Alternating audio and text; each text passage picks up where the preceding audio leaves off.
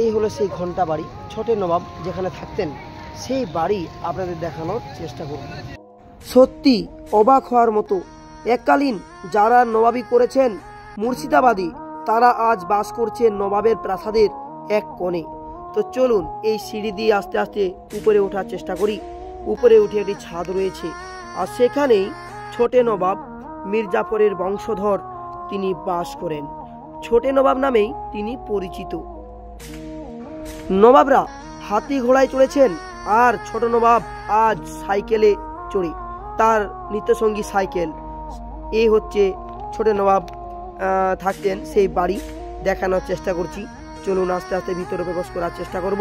ছোট নবাব রয়েছে এবং তার নাতিকে সাথে নিয়ে এই হচ্ছে ছোট নবাবের বাড়ি। তো ছোট নবাবের বাড়ির ভিতর কি কি রয়েছে চলুন এক নজরে দেখে আসি। আমার মায়ের দাদু যে হাসদারি করেছেন, দাদু ইনি আমার মামাতো বোন, লন্ডনে আসেন। তারপরে এটা আমার মা, ওনারই মেয়ে হাসদারি সাহেব বেগম, ভাল্য বেগম যাকে বলা হয়। এটা আমার মামা রাষ্ট্রবাব ভাদু মুর্শিদাবাদ। এটা আমার দাদু দিনাকাশে ইন্ডিয়ার ছোট ইন্ডিয়ার দাস।